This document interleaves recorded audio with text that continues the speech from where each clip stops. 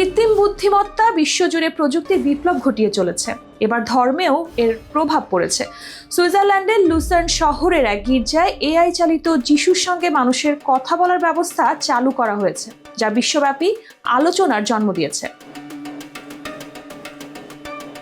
Peter's চ্যাপেলে বসানো এই অত্যাধুনিক প্রযুক্তি যাজকের ভূমিকা পালন করছে। অনুতপ্ত ব্যক্তিদের স্বাগত জানাচ্ছে অত্যাধুনিক কম্পিউটার সজ্জিত একটি সিস্টেম, যার মূল্য কয়েক হাজার ইউরো। স্ক্রিনে যিশুর অবয়ব ভেসে ওঠে, তিনি মানুষের প্রশ্নের উত্তর দেন, সান্ত্বনার কথা বলেন, বিশ্বাস জাগান।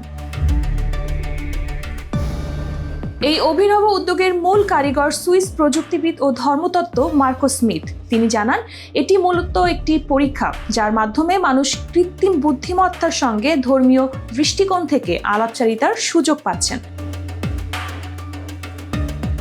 এআই যিশুর সঙ্গে কথা বলা ব্যক্তিদের প্রায় 2/3 ইতিবাচক অভিজ্ঞতার কথা জানিয়েছেন। কেউ বলছেন এটি তাদের আধ্যাত্মিক অনুভূতি জাগিয়ে তুলছে, কেউ বলছেন তাদের প্রশ্নের উত্তর পেয়ে তারা আশ্বস্ত হয়েছেন। তবে এ নিয়ে সমালোচনাও কম হচ্ছে না। লুসার্ন বিশ্ববিদ্যালয়ের নীতিশাস্ত্রের অধ্যাপক পেটার কির্শলাগার মনে করেন, বিশ্বাস ও যাজকীয় সেবার মতো সংবেদনশীল বিষয়ের ক্ষেত্রে মানুষের ভূমিকা যে কোনো প্রযুক্তির চেয়ে বেশি গুরুত্বপূর্ণ। এদিকে পোপ ফ্রান্সিস এখনও এই বিষয়ে কোনো মন্তব্য করেনি। তবে প্রশ্ন উঠেছে, ধর্ম কি ডিজিটাল বিপ্লবের নতুন পথে এগোচ্ছে, নাকি এটি কেবল একটি সাময়িক পরীক্ষা? সময়ই দেবে এর উত্তর।